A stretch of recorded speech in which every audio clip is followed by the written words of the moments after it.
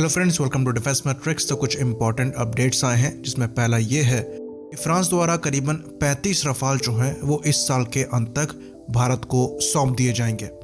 एक रफाल बचेगा जिसकी जो डिलीवरी है वो अगले साल जनवरी में कर दी जाएगी। तो करीबन एक साल से कुछ ज़्यादा समय लिया गया है फ्रांस द्वारा करीबन 36 रफाल को भारत को सौंपने में। तो एक्चुअली ये काफ़ी अच्छी स्पीड है, जिसकी वजह से एक जो बोनस पॉइंट है वो डैसॉ एविएशन को मिलेगा, जिसका फ़ायदा उन्हें फर्दर जो MRFA कंपटीशन है उसमें ज़रूर मिलने वाला है। और जहाँ तक चांसेस हैं 36 और रफाल F4 के जो ऑर्डर हैं वो दिए जा सकते हैं फ्रांस की डिलीवरी की स्पीड पर भरोसा करते हुए। ऑल्दो ये जो 36 एयरक्राफ्ट हैं वो एक साल से कुछ ज़्यादा समय में डिलीवर किए गए हैं, जो कि बहुत अच्छी स्पीड है। पर हमें ये चीज़ भी दिमाग में रखनी है कि जो डील है वो 2016 में साइन हो गई थी, लेकिन फिर ये जो एयरक्राफ्ट है वो इंडियन एयरफोर्स के लिए बिल्कुल नए थे, तो ट्रेनिंग वगैरह का जो समय है वो भी बीच में लगा है। उस चीज़ को दिमाग में रखते हुए भी अगर आप 4 साल का गैप लेकर चल रहे हैं जब से डिलीवरी स्टार्ट हुई, और 5वें साल अगर आपको 35 एयरक्राफ्ट मिल जाते हैं, तब भी ये स्पीड काफ़ी अच्छी है। तो ये देखने वाली बात होगी कि तेजस मार्क 1A की जो डिलीवरी है वो कैसे होती है। ऑल्दो डैसॉ के पास एक एडवांटेज था कि उनकी जो प्रोडक्शन लाइन है उसकी जो स्पीड है वो पहले ही बढ़ी हुई थी, क्योंकि उनको फॉरेन ऑर्डर मिल रखे थे। पर तेजस मार्क 1A के भी जो ऑर्डर है वो बहुत छोटे नहीं हैं। रफाल F3R की तरह ही, जो कि रफाल F3 वर्जन पर बेस्ड था, तेजस मार्क 1A तेजस मार्क 1 पर बेस्ड है। थोड़ा सा जो डिफरेंस है वो यहाँ पर ये देखने को मिलेगा कि जैसे डैसॉ रफाल जो है वो इंडियन एयरफोर्स के लिए बिल्कुल नया प्लेटफॉर्म था, तो वहाँ पर जो ट्रेनिंग पीरियड है वो लंबा थोड़ा लगा। पर तेजस मार्क 1A के लिए ये जो टाइम है उतना नहीं लगना चाहिए। तो तेजस को लेकर HAL कितना एफिशिएंट है ये हम आने वाले 5 साल में बता पाएंगे। तो ये देखने वाली बात होगी कि आने वाले 5 साल में एक बड़े एडवांटेज के साथ HAL कितने एयरक्राफ्ट इंडियन एयरफोर्स को डिलीवर करता है। बाकी रफाल का जो दूसरा स्क्वाड्रन है वो फॉर्म हो चुका है और इस साल के अंत तक वो ऑलमोस्ट कंप्लीट हो जाएगा। तो इंडियन रफाल जो हैं वो काफ़ी हाईली इक्विप्ड हैं। रफाल के जो बेस्ट वेपन्स हैं, जिसमें उनकी हैमर मिसाइल हो गई, मीटियोर मिसाइल हो गई और स्कैल्प क्रूज मिसाइल हो गई, ये सब रफाल के वेपन पैकेज का हिस्सा है। साथ में इन सब को स्पेशली मॉडिफाई किया गया है इंडियन एयरफोर्स के रिक्वायरमेंट के हिसाब से, यानी कि ये जो वेपन्स हैं इनको स्पेशली मॉडिफाई किया है हायर एल्टीट्यूड वॉरफेयर के लिए। उदाहरण के लिए हैमर के जो वर्जन इंडियन एयरफोर्स के द्वारा यूज़ किए जाते हैं, ये कैपेबल है हायर एल्टीट्यूड टारगेट को डिस्ट्रॉय करने में करीबन 70 किलोमीटर के डिस्टेंस पर। वहीं पर जो स्कैल्प क्रूज मिसाइल है वो भी हायर एल्टीट्यूड में टारगेट को लॉन्ग डिस्टेंस पर डिस्ट्रॉय करने में सक्षम है, टेरेन का फ़ायदा उठाते हुए, नीचे फ्लाई करते हुए। तो रफाल में स्पेशल मॉडिफिकेशन किए गए हैं चाइनीज़ S-400 एयर डिफेंस को दिमाग में रखते हुए। तो फ्रांस की तरफ से जो कमिटमेंट है उसको देखते हुए नेवी का जो इंटरेस्ट है वो भी रफाल में बढ़ा है।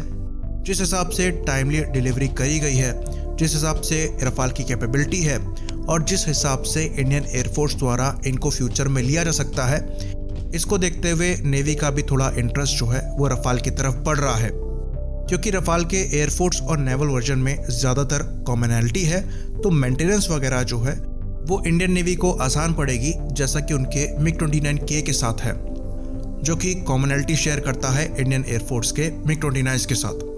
वहीं पर बोइंग के द्वारा भी अपने F-18 सुपर हॉर्नेट को पिच किया जा रहा है इंडियन नेवी के लिए, और अपने केस को स्ट्रॉन्ग बनाने के लिए जो बोइंग हेड हैं इंडिया के, उनके द्वारा ये चीज़ कही गई है कि बोइंग अपने F-18 सुपर हॉर्नेट की कैपेबिलिटी को डेमोन्स्ट्रेट करना चाहता है इंडियन नेवी को, जिसके अंतर्गत वो विक्रमादित्य और IAC-1 यानी कि INS विक्रांत से अपने एयरक्राफ्ट को टेक ऑफ और लैंड कराकर टेस्ट कराना चाहते हैं। तो बोइंग द्वारा करीबन 150 सिमुलेशन स्टडीज़ करी गई थी स्की जंप को लेकर, जिसकी वजह से कंपनी काफ़ी कॉन्फिडेंट है कि उनका एयरक्राफ्ट इंडियन नेवी की नीड को पूरा कर सकता है। और इसी को लेकर बोइंग द्वारा स्की जंप ट्रायल जो है वो F-18 से कंडक्ट किए गए थे, जिसको इंडियन नेवी को डेमोन्स्ट्रेट किया गया था। तो ये एक बड़ा एडवांटेज F-18 सुपर हॉर्नेट को है रफाल के कंपैरिजन में, जहां पर F-18 ने अपने स्की जंप परफॉर्मेंस को डेमोन्स्ट्रेट कर रखा है रफाल के उलट। तो जैसा कि हम पास्ट वीडियोस में डिस्कस कर चुके हैं कि जो इंडियन नेवी का दूसरा एयरक्राफ्ट कैरियर है यानी कि INS विक्रांत, वो अगले साल इंडियन नेवी को ज्वाइन करेगा और जो हमारे पास करंट स्ट्रेंथ है MiG-29K की वो सफिशिएंट नहीं है INS विक्रांत से ऑपरेट होने के लिए। तो इंडियन नेवी द्वारा पहले रिक्वायरमेंट रखी गई थी करीबन 57 कैरियर बॉन्ड फाइटर के लिए, जिसको बाद में घटाकर 37 के अराउंड कर दिया गया। तो इस कंपटीशन के अंदर जो मेन दावेदार थे उसमें जो पहला है वो अमेरिकन बोइंग का F-18 सुपर हॉर्नेट ब्लॉक 3 है, दूसरा जो है वो डैसॉ एविएशन का रफाल है, और जो तीसरा है वो रशिया का MiG-29K है जिसे इंडियन नेवी पहले से ऑपरेट कर रही है। तो MiG-29K के साथ इंडियन नेवी का जो एक्सपीरियंस है वो बहुत अच्छा नहीं रहा है। मेंटेनेंस वगैरह जो है वो MiG-29K की कंपैरेटिवली सेटिस्फैक्टरी नहीं है, जिसकी वजह से इंडियन नेवी ने पास्ट में काफ़ी सफ़र किया है इस एयरक्राफ्ट को लेकर। तो MiG-29K को और लेना ये थोड़ा कम सेंस बनाता है। हम ये नहीं कह रहे हैं कि इनको लिया नहीं जा सकता, पर इनको और लेना सेंस कम बनाता है।